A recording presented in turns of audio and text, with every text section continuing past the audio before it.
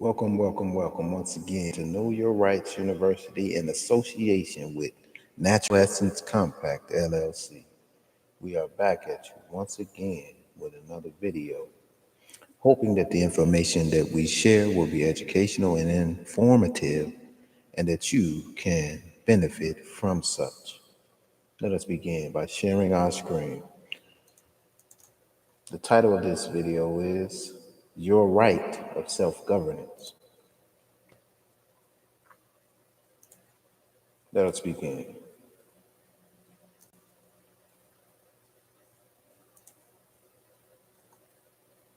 The right of self-governance. Self-governance.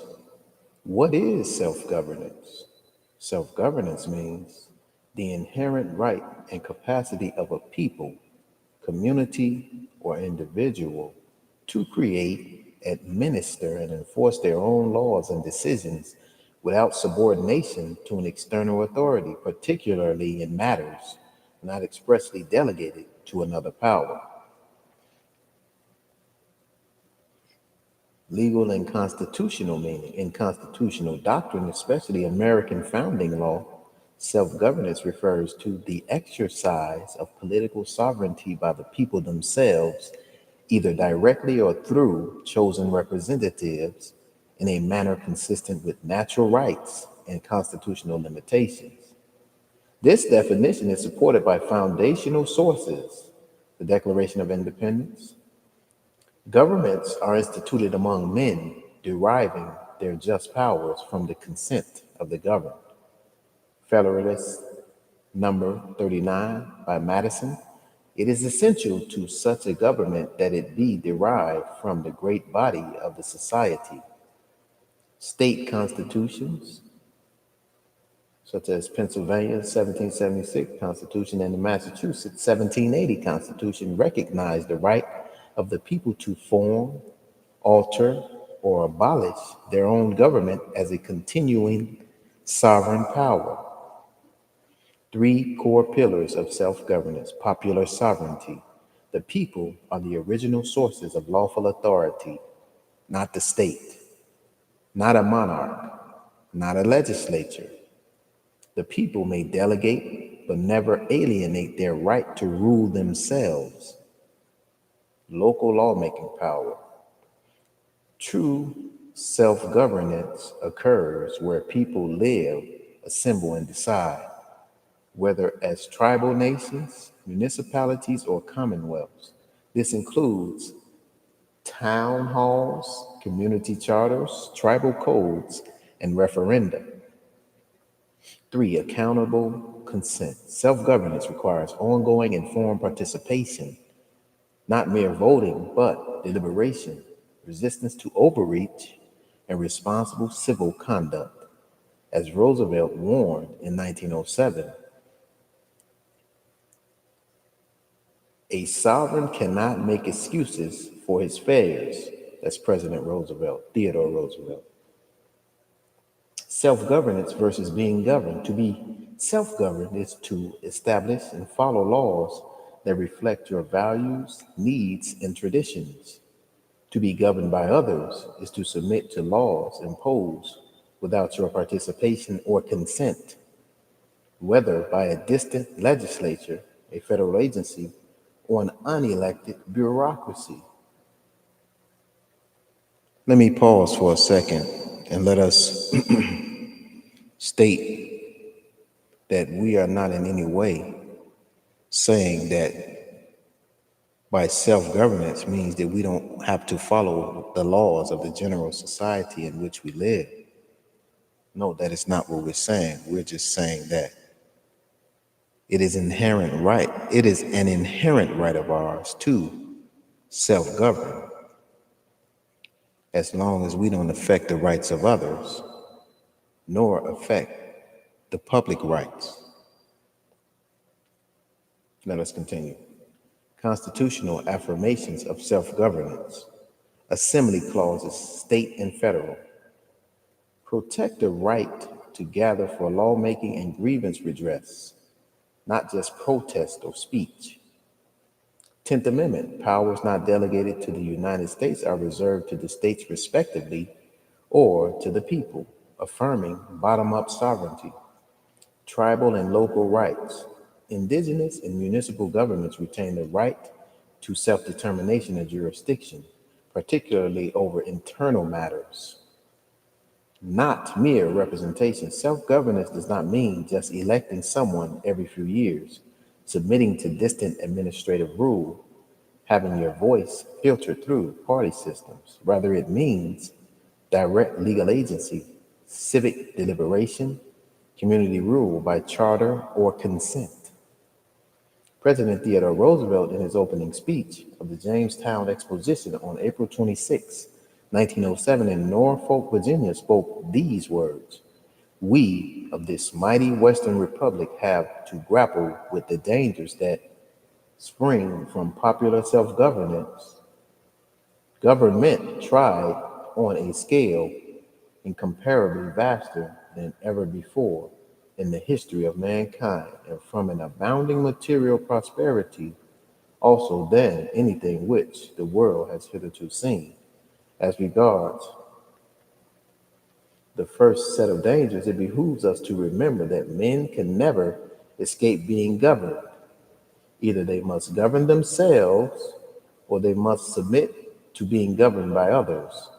If from lawlessness or fickleness, from folly or self-indulgence, they refuse to govern themselves, then most assuredly in the end they will have to be governed from the outside. They can prevent the need of government from without only by showing they possess the power of government from within. A sovereign cannot make excuses for his failures. A sovereign must accept the responsibility for the exercise of power that inheres in him. And whereas is true in our republic, the people are sovereign, then the people must show a sober understanding and a sane and steadfast purpose if they are to preserve that orderly liberty upon which, as a foundation, every republic must rest. President Theodore Roosevelt's remarks at the Jamestown Exposition in 1907 reflect a deeply constitutional and historical understanding of popular sovereignty and the inherent burdens of self-rule. In his statement, men can never escape being governed. Either they must govern themselves or they must submit to being governed by others. Roosevelt is issuing a stern yet foundational reminder that self-government is not a mere privilege or abstract idea. It is a duty laden with responsibility. When he speaks of the dangers arising from popular self-government and material prosperity, he is warning that republics are especially vulnerable when the people become complacent, indulgent, or disorderly. This echoes the foundational view expressed in the Declaration of Independence and early state constitutions that the people are the ultimate sovereign and liberty can only be maintained when the people demonstrate the moral, civic, and legal discipline to govern themselves internally through virtue, law, and participation, rather than being subjected to coercive authority from above. This statement articulates the foundational truth of constitutional republicanism and a core principle of natural law jurisprudence. Popular sovereignty must be tempered by moral self-mastery, civic responsibility, and lawful participation, else it dissolves into license, disorder, and eventual despotism. The people are the ultimate sovereign. This reflects the original constitutional order established in both the Declaration of Independence and state constitutions. Declaration of Independence, 1776. Governments are instituted among men, deriving their just powers from the consent of the governed. Massachusetts Constitution, 1780. Part 1, Article 5. All powers resides originally in the people, and they have the right to institute government and to reform, alter, or totally change the same when their protection, safety, prosperity, and happiness requires it. Sovereignty, in this sense, does not originate in the state, the federal government, or even the Constitution itself. It originates in the people, who delegate certain powers under constitutional compact, but never relinquish their natural rights. Liberty can only be maintained when the people demonstrate the moral, civic, and legal discipline to govern themselves internally. This clause echoes a deep classical and Christian republican understanding. Liberty is not the absence of restraint, but the presence of internal order. John Adams stated in 1798, "Our Constitution was made only for a moral and religious people. It is wholly inadequate to the government of any other." James Madison, Federalist number 51. In framing a government, you must first enable the government to control the governed, and in the next place, oblige it to control itself. Without self-restraint, law becomes coercive. Rights become privileges granted by the state. Popular rule collapses into mob rule or authoritarian reaction. This is the civic equivalent of natural law theory, which holds that just civil law must rest upon moral law, and that those who refuse to govern themselves must be governed by force, contrary to liberty. Through virtue, law, and participation, this trinity represents the three core mechanisms of self-governance.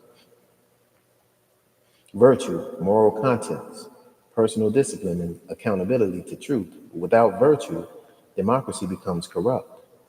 Law, written rules that reflect the will of the people and bind rulers and ruled alike. Without law, liberty becomes anarchy. Participation, active engagement through voting, assemblies, petitioning, and civic action. Without participation, power becomes concentrated and unaccountable. Each element depends on the others. Civic virtue without law can become tyranny. Law without virtue becomes mere enforcement. Participation without either becomes chaos. Rather than being subjected to coercive authority from above, here lies the warning of the founders and the remedy of the Constitution. If the people fail to govern themselves, authority will not vanish, it will be seized by bureaucracies, elites, foreign powers, judges, armed enforcers. Thus, the preservation of liberty Thus, the preservation of liberty requires distributed local participatory governance, not passive reliance on centralized force. This echoes the Federalist Papers and the Anti-Federalist warnings that standing armies, executive aggrandizement, and federal overreach would fill the void where civic virtue failed. This principle is not merely philosophical, it is legally actionable. 10th Amendment reserves undelegated powers to the states or the people. Assembly clauses protect the people's power to organize, legislate, and govern locally. Natural rights doctrine, embedded in state constitutions, affirm that civil government exists to secure liberty, not to define or replace it. This statement stands at the heart of any lawful republic. Self-governance is not a guarantee of liberty. It is a discipline, a burden, and a right that must be exercised, else it decays and coercion rushes in to fill the void. The founders did not conceive liberty as a gift from the government, but as a responsibility entrusted to the people.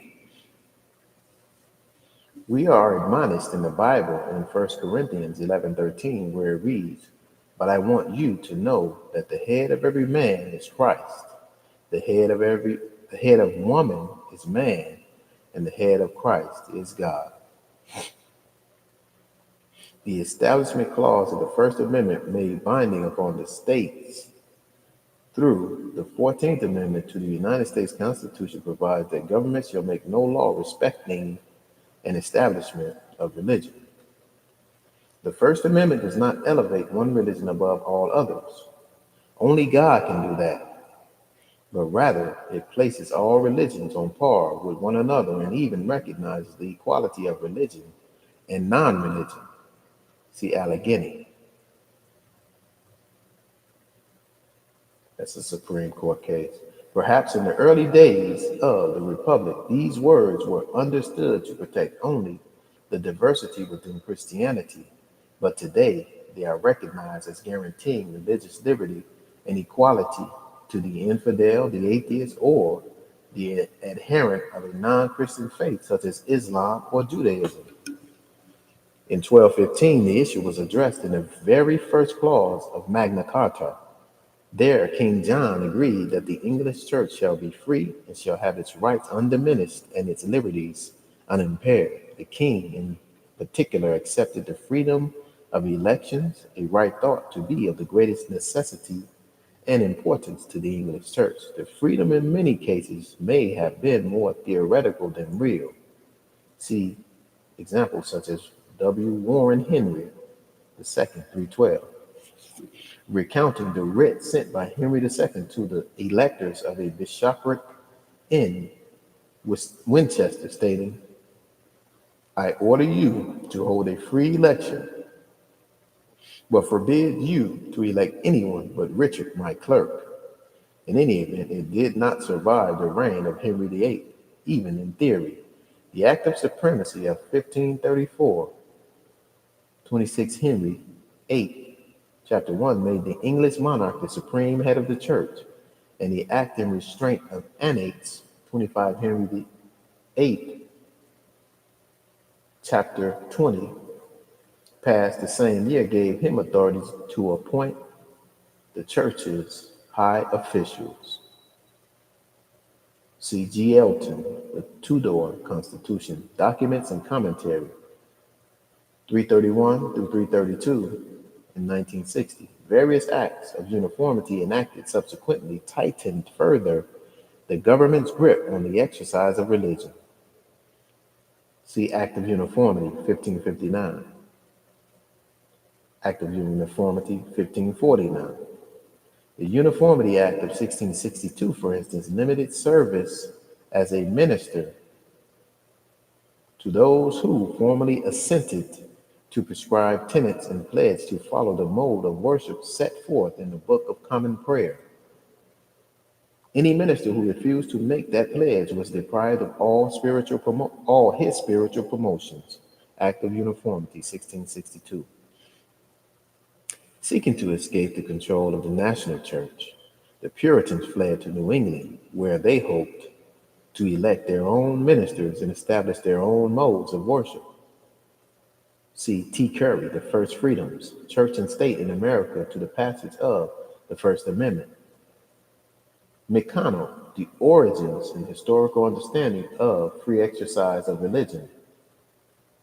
William Penn, the Quaker proprietor of what would eventually become Pennsylvania and Delaware, also sought independence from the Church of England. The charter creating the province of Pennsylvania contained no clause establishing a religion. C. S. Cobb, The Rise of Religious Liberty in America. Colonists in the South, in contrast, brought the Church of England with them. Colonists in the South, in contrast, brought the Church of England with them. Colonists in the South, in contrast, brought the Church of England with them, but even they sometimes chafed at the control exercised by the Crown and its representatives over religious offices. In Virginia, for example, the law vested the governor with the power to induct ministers presented to him by parish vestries. But the vestries often refused to make such presentations and instead chose ministers on their own. See H. Eckenrod, Separation of Church and State in Virginia. Controversies over the selection of ministers also arose in other colonies with Anglican establishments, including North Carolina. C. Antioch, A. Downey, and E. Roberts, Freedom from Federal Establishment, Formation and Early History of the First Amendment, Religion Clause. There, the royal governor insisted that the right of presentation law with the Bishop of London, but the colonial assembly enacted laws placing that right in the vestries. Authorities in England intervened, repealing those laws as inconsistent with the rights of the crown. See Weeks Church and State in North Carolina, Johns Hopkins University Studies in History and Political Science. It was against this background that the First Amendment was adopted. Familiar with life under the established Church of England, the founding generation sought to foreclose the possibility of a national church. See Annals of Congress. See First Annals of Congress, 730 through 731. Remarks of J. Madison, noting that the Establishment Clause addressed the fear that one sect might obtain preeminence or two combine together and establish a religion to which they would compel others to conform. Conflict. This statement illustrates the power struggle between centralized imperial authority, the crown and its appointed clergy, and local colonial self-government. The royal governor sought to maintain metropolitan control by insisting that presentations be made by the Bishop of London.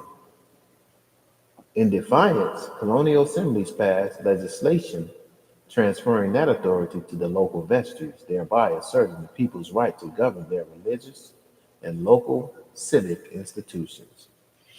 This struggle is emblematic of the broader ideological clash leading to the American Revolution. The colonists' demand for local self-governance, especially over internal affairs like religion, taxation, and civil administration, versus the British Crown's attempts to preserve imperial authority. This scenario aligns with broader historical analyses found in the sources we've provided. For example, the Yale Law Journal article on the Assembly Clause describes how the British Crown's attempts to suppress local town meetings and provincial assemblies by stripping them of legislative and administrative authority sparked colonial resistance rooted in a well-established belief in their right to govern themselves through assembly.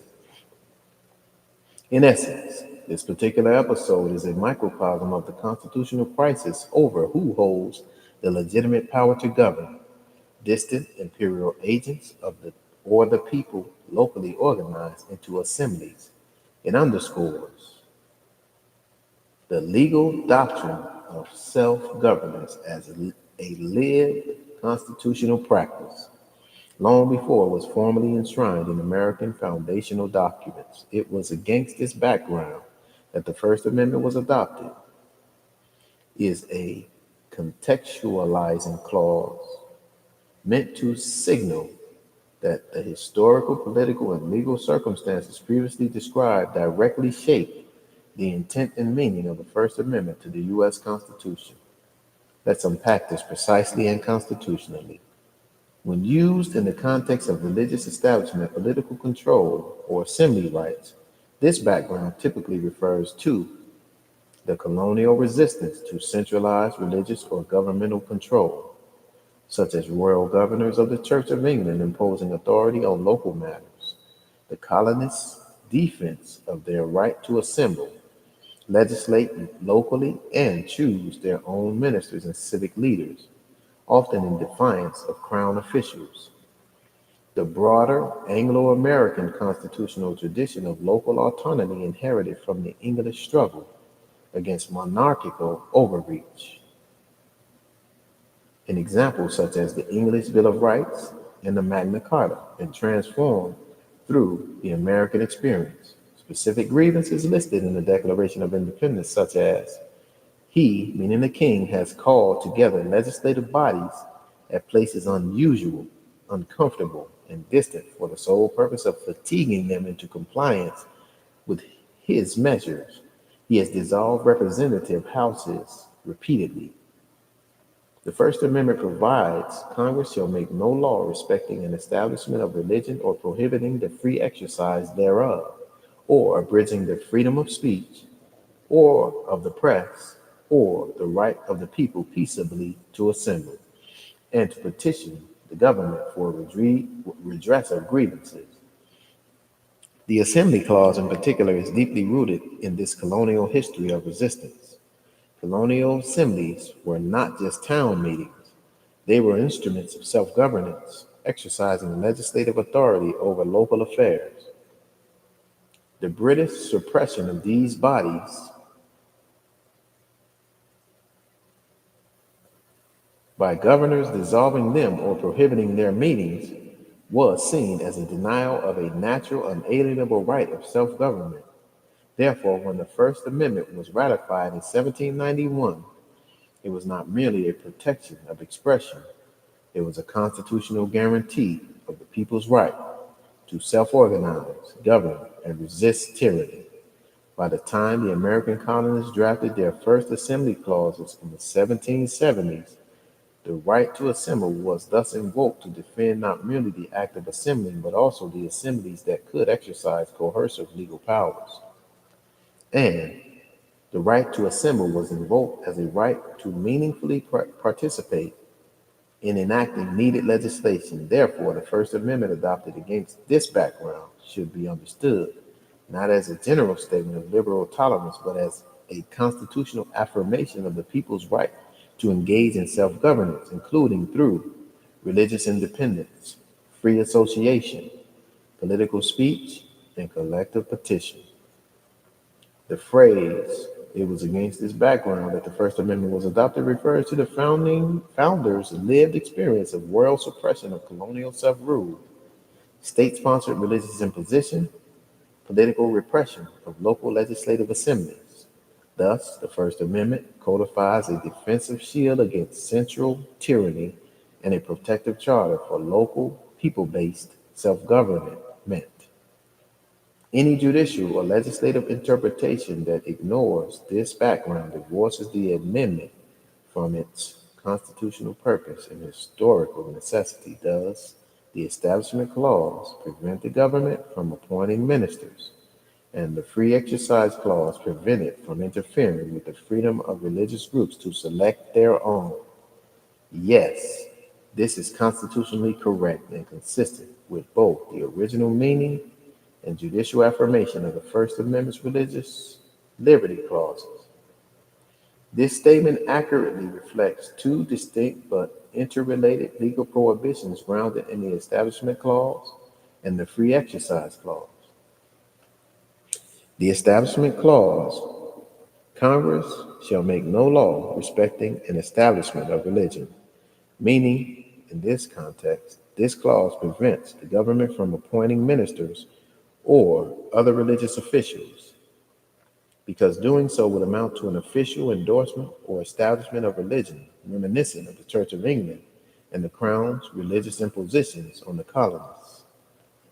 Confirmed in Hosanna Tabor Evangelical Lutheran Church and School versus EEOC, 2012 Supreme Court case. The Supreme Court unanimously held that the government may not interfere in the decision of a religious group to hire or fire its ministers.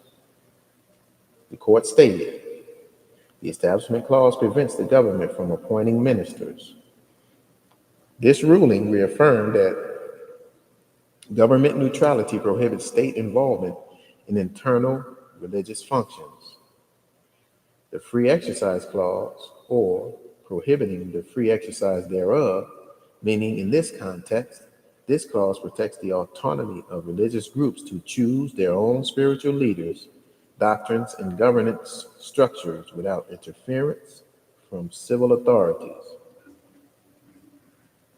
Also confirmed in Hosanna Tabor, the court declared that religious organizations have the right to control employment decisions concerning ministers, free from employment discrimination laws or other state restrictions under the ministerial exception. Chief Justice Roberts wrote, the Free Exercise Clause protects a religious group's right to shape its own faith and mission through its appointments. Historical and constitutional foundation. This dual protection is deeply rooted in colonial history, where resistance to crown-appointed clergy such as the Bishop of London conflict, was a driving force for independence and the framing of the First Amendment. Founding era understanding where any state control over religious appointments was seen as an invasion of conscience and sovereignty of the church. Assembly and self-government principles, which include religious assemblies as a a fundamental part of free people organizing independent of state power. Conclusion: the Establishment Clause bars the government from appointing ministers. The Free Exercise Clause protects the right of religious groups to choose their own. Together, these clauses affirm the absolute separation of state and ecclesiastical authority, ensuring that no government, federal, state, or local, may interfere with the spiritual governance of the people.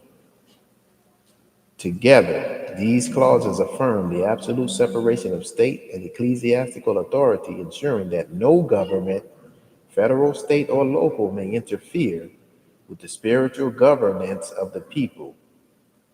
One more time. Together, these clauses affirm the absolute separation of state and ecclesiastical authority, ensuring that no government, federal, state, or local may interfere with the spiritual governance of the people.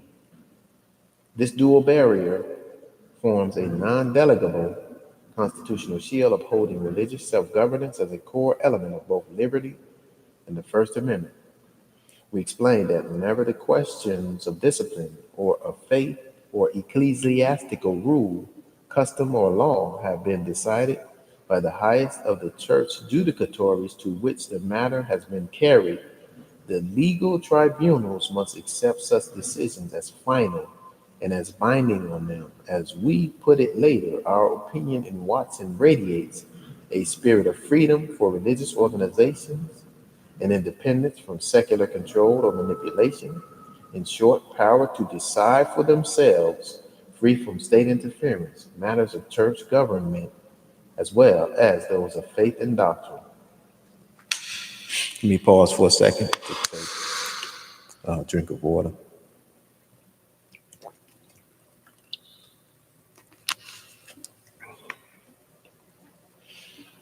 Thank you. This quotation is a summary of constitutional doctrine developed by the U.S. Supreme Court, primarily rooted in the First Amendment's protection of religious liberty. It affirms a principle of jurisdictional non-interference by civil courts in ecclesiastical matters, a doctrine that is both historically grounded and constitutionally required. Source and case law. This quoted language is drawn from the Supreme Court's decision in Watson versus Jones. This was the foundational case where the court refused to intervene in a dispute over church governance and doctrine in a Presbyterian congregation. The court held that civil courts must defer to the decision of the highest church authority in matters of faith, doctrine, ecclesiastical discipline, and internal governance. Serbian Eastern Orthodox DLCs versus Milivojevic. The court reaffirmed Watson, stating the First Amendment forbids civil courts from interfering with decisions of ecclesiastical bodies on matters of church discipline, faith, or internal organization. Hosanna Tabor Evangelical Lutheran Church and School versus EEOC. The quote we referenced, that Watson radiates a spirit of freedom for religious organizations, power to decide for themselves, comes directly from Chief Justice Roberts' majority opinion in that case. What this doctrine affirms: religious autonomy doctrine. Civil courts, federal or state, may not second guess or review decisions made by religious institutions concerning who is fit for religious office, doctrinal interpretations, governance structure, disciplinary actions, deference rule. When a religious dispute has been taken through the full process of internal church review to the highest of the church judicatories, the outcome is final and binding, and courts must defer to it. Constitutional basis, Establishment Clause, bars the government from becoming entangled with or endorsing any religious doctrine or organization. Free Exercise Clause protects the internal decision-making process of religious bodies from civil intrusion. Together, these clauses create a jurisdictional boundary. The state has no authority over the internal spiritual or administrative affairs of a religious community. This is not a matter of judicial restraint, it is a matter of constitutional incapacity. Relevance to self-governance. Our provided materials emphasize the inviolability of local and religious self-governance as secured by the Assembly Clause of the First Amendment, the Declaration of Independence, consent of the governed, the 10th Amendment, reservation of powers. This doctrine aligns entirely with the broader constitutional principle that civil authority must respect the independent, self-organizing capacities of religious and local assemblies. Conclusion: the quoted doctrine stands for this rule. Once a religious organization has, through its own internal process, resolved a matter of doctrine, discipline, or governance, the state has no constitutional authority to review or override that decision. It is a bedrock rule of American constitutional law, a structural protection of church autonomy and religious self-governance as secured by the First Amendment. It was and is also of great necessity that in order for a people to truly exercise self-governance and sovereignty, there is the need to own land. Most conflicts or wars in some way, shape, or form always led back to someone trying to take land and resources from others. Families often lost their land to the crown unjustly by means of oppressive legislation. Origin of uses and trusts.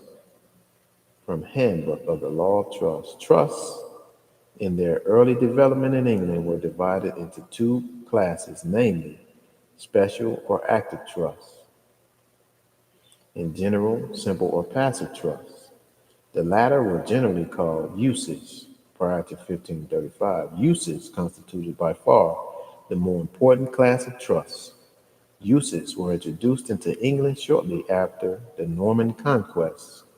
They were patterned after the German Truhahn or Salmon. The principal objects of their introduction were to avoid the burdens of holding the legal title to land, such as the rights of the lord of the feudal tenure, the rights of creditors, and the rights of dower and courtesy. B, to enable religious houses to obtain the profits of land, notwithstanding the Mortmain Act laws to restrict corporations, particularly religious and charitable ones, from acquiring land in perpetuity. C, to secure greater freedom in conveying land inter vivos. D, to obtain power to dispose of real property by will. The use was a trust in which the trustee had no active duties but was merely a receptacle of the legal title for the Setske trust or beneficiary. The words use and trust are employed as synonyms frequently by writers and judges. However, there is a distinction in their meanings. Prior to the Statute of Uses, 1535, there existed in England a relationship known as a trust. Trusts were of two classes, namely active or special, and passive, simple or general.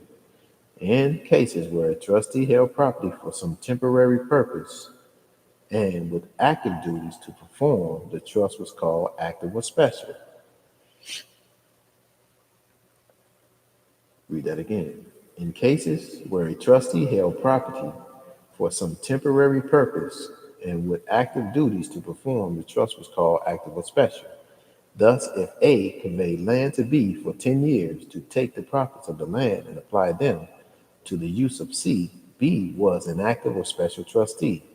These trusts were comparatively rare prior to the statute of uses, but if the legal title was transferred to one as a permanent holder for the benefit of another, but with no positive duties of care or management, the trust was called general, simple, or passive, or a use.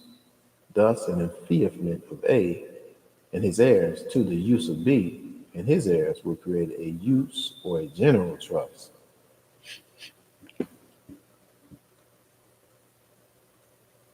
Origins and classifications of trust in English law. Special or active trust.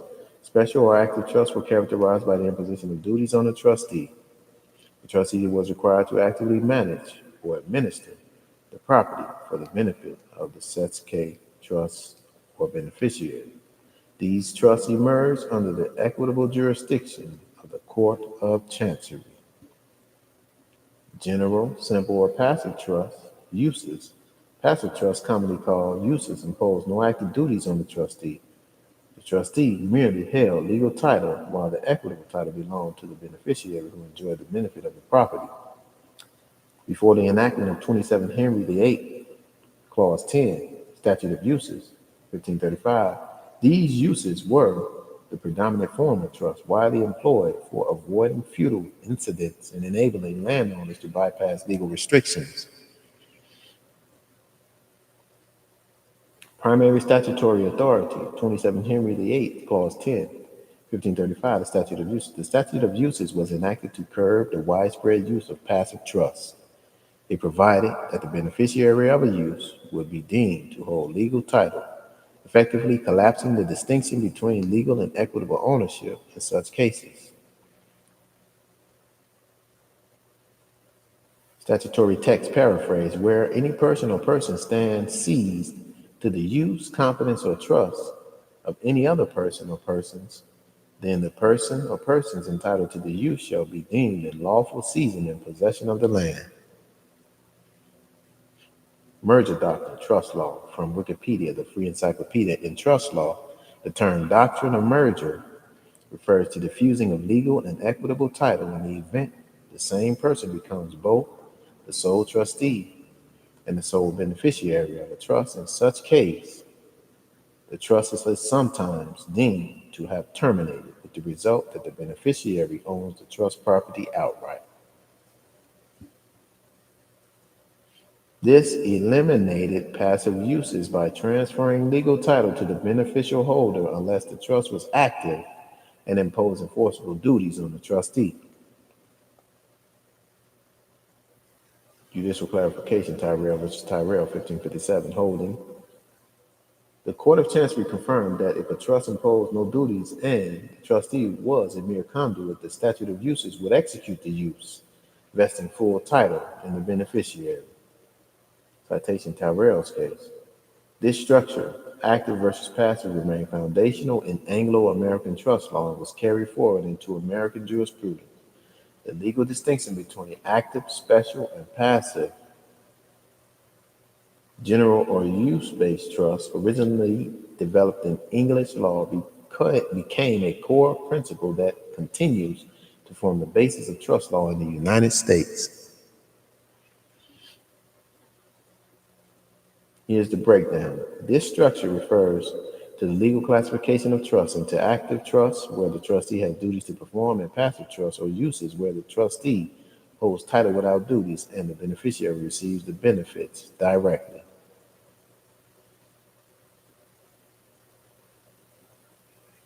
Remain foundational means that this classification has been fundamental and enduring in the development of trust law. 3. In Anglo-American trust law, means this principle has been central in both English and American legal systems. Was carried forward into American jurisprudence means that U.S. courts and statutes adopted this classification system from English law, and it still influences how American courts interpret and enforce trust today. Each statement reflects key historical and legal concepts regarding the evolution of trusts or uses in English law. Here's a clear breakdown of their meaning. Number 1, uses were far more common than special trusts prior to the statute of uses.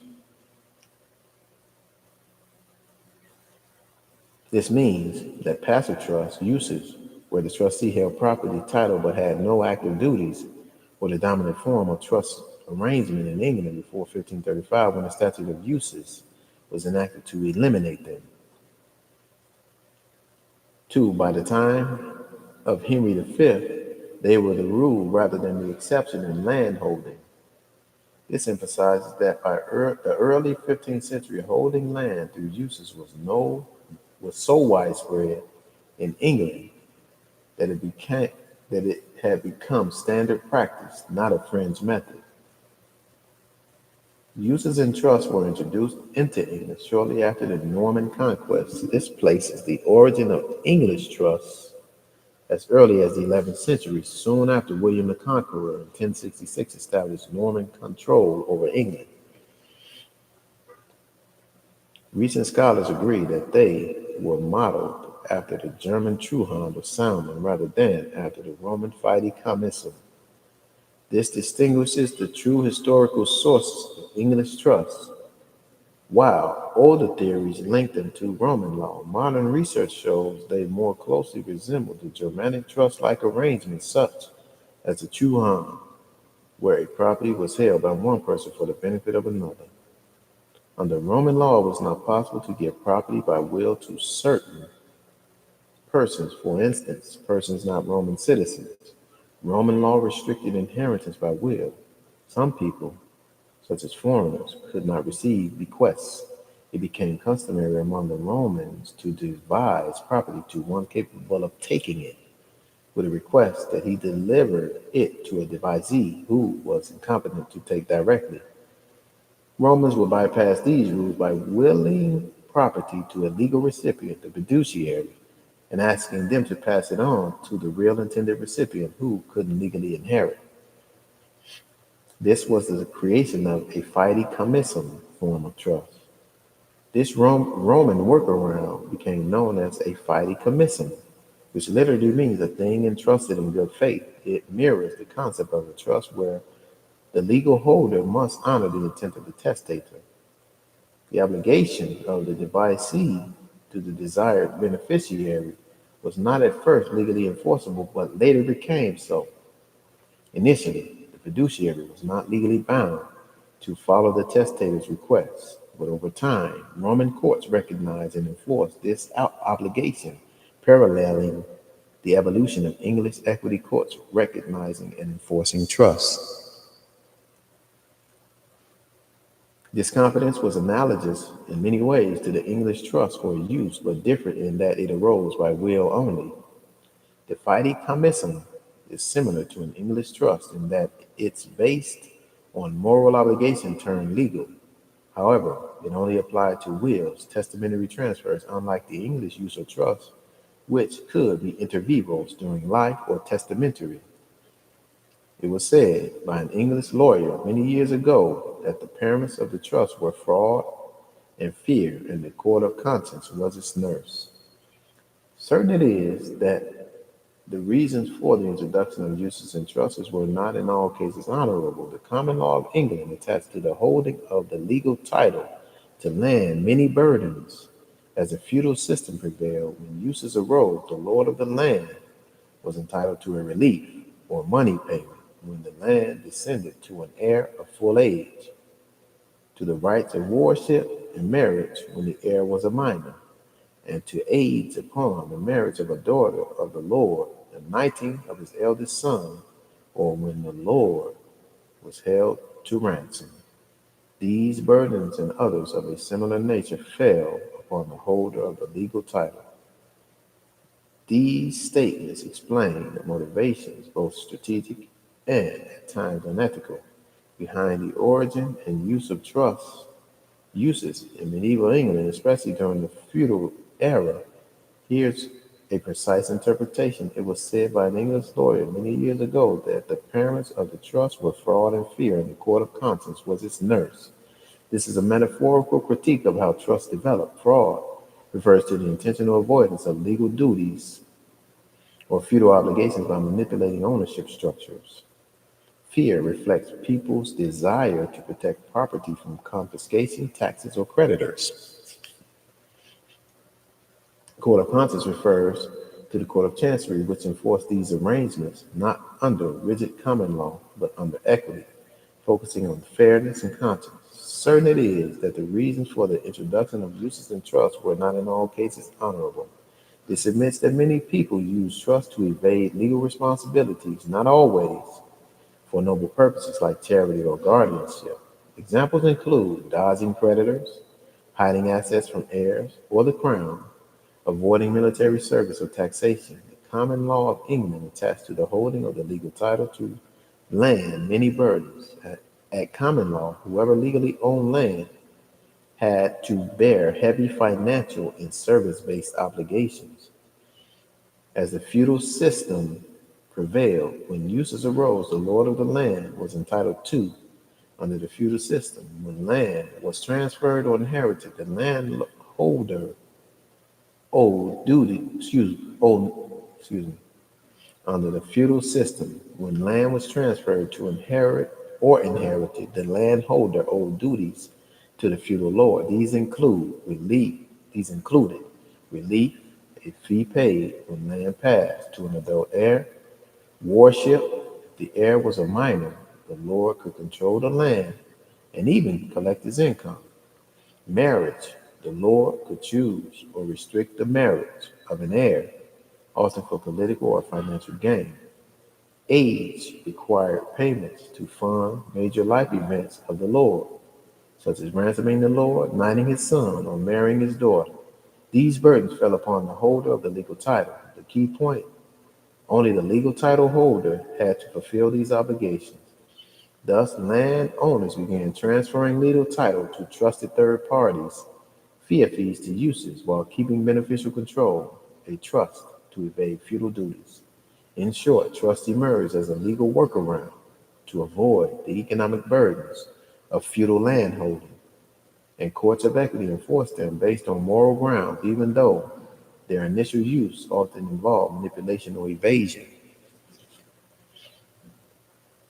These statements explain how the use of uses early trusts enabled landowners in feudal England to evade legal burdens, taxes, penalties, and even creditors by separating legal and equitable ownership. Here's a section by section interpretation. By enfeoffing another of the legal title and reserving only the use, the tenant escaped such exactions. Enfeoffing, granting legal title to another person, a fee. The original owner kept only the beneficial interest, use, not the legal title. This allowed the owner to avoid the burdens tied to legal ownership, feudal dues, inheritance taxes, etc. The legal ownership was subject to the incidence of tenure, but by vesting the season in two or more fees jointly, the burdens incident to the descent of land were generally avoided. Season equal legal possession. When multiple fees or title holders were appointed, the legal title didn't inherit, traditionally because when one died, the others survived. This blocked the triggering of feudal duties, like relief upon inheritance, since there was no legal descent to a new heir. 3. Upon the commission of certain crimes, the holders of the legal title suffered a forfeiture which could be avoided by vesting the legal estate in another. If someone committed treason or felony, their land would be forfeited to the crown. By holding only the use and putting the legal title in someone else's name, criminals shielded their property from forfeiture. The common law gave no remedy to a creditor against the interest of a cestque use. Cestque use equals beneficiary under a use or a trust. At common law, creditors could only seize legal title, not equitable interest. So debtors hid assets by transferring title to a fee and keeping the use for themselves, escaping debt collection.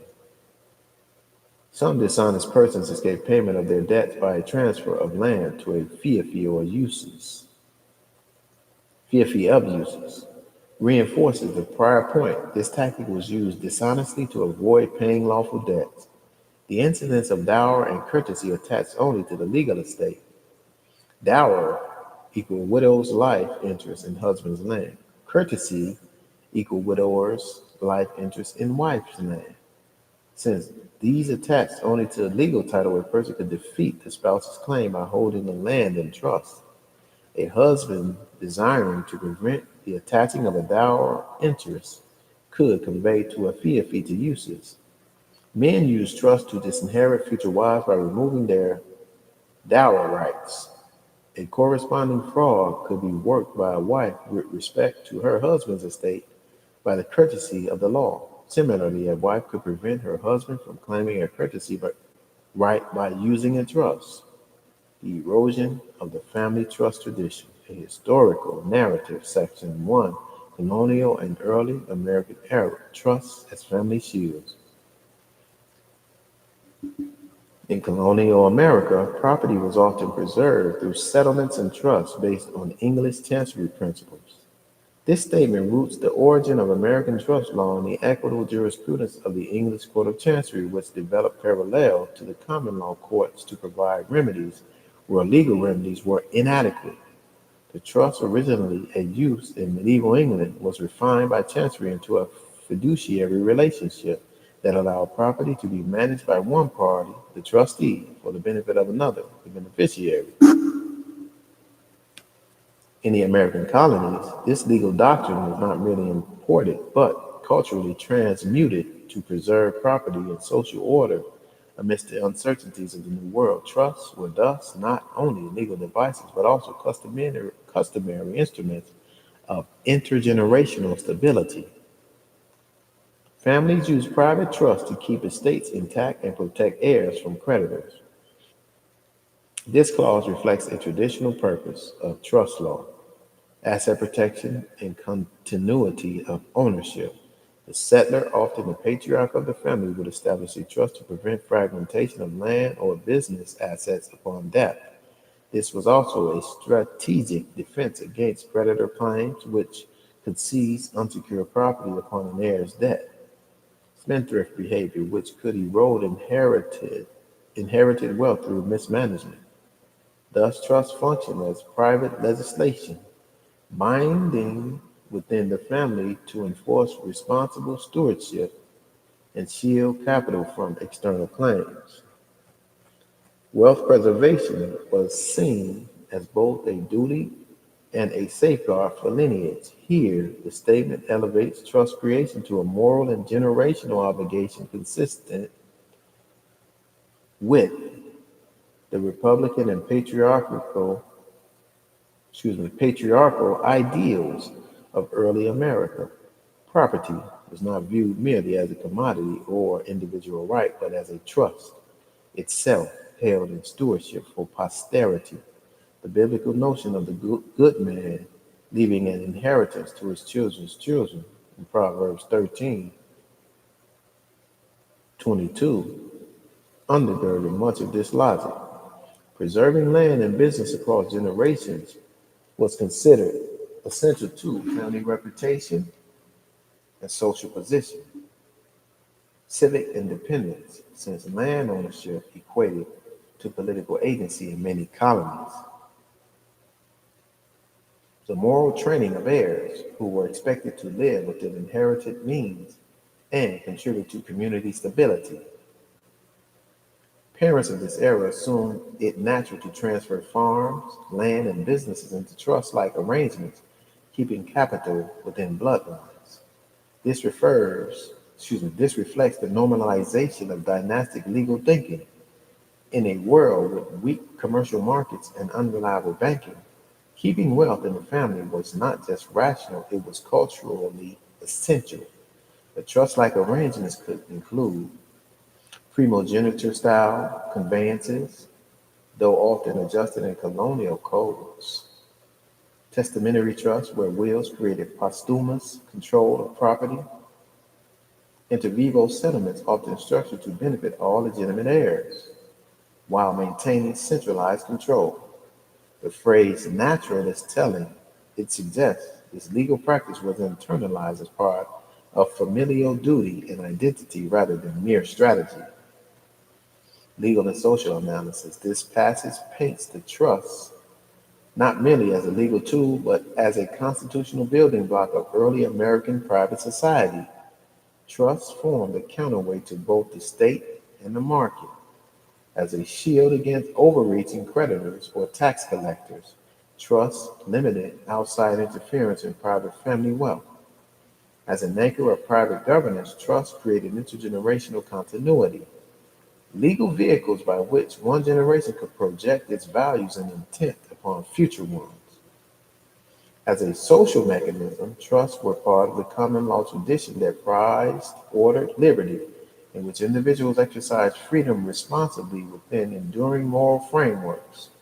Conclusion: this provides a foundation for understanding the trust as a civic, familial, and legal institution born of the colonial synthesis of English equity and American necessity. Its erosion implies not just legal reform, but a philosophical rupture, the decline of property as stewardship, and the rise of wealth as liquidity. It is said that wealthy families, such as the Rockefellers, Rothschilds, and the Waltons, run this world, just as the royal family or the crown sought to control the world in the past, so it is today. But you have, by means of private trust, ways to protect and preserve your property and assets in addition to passing on an inheritance to your heirs uninhibited. A properly structured and administered private trust will allow for self-governance and protection of your family, property, and assets. That's protection under the First Amendment in Article 1, Section 10, Contracts Clause. Fulfilling the prophecy in the Bible in Proverbs chapter 13, verse 22, which states, "A good man leaves an inheritance for their children's children, but a sinner's wealth is stored up for the righteous." To learn more about how you can provide for your children's children long after your passing away by means of a private trust, email us at info@naturalessensllc.com or call 708-539-9201. Thank you once again for tuning in to Know Your Rights University in association with Natural Lessons Compact, LLC. Peace and blessings to you all. Until next time. Thank you.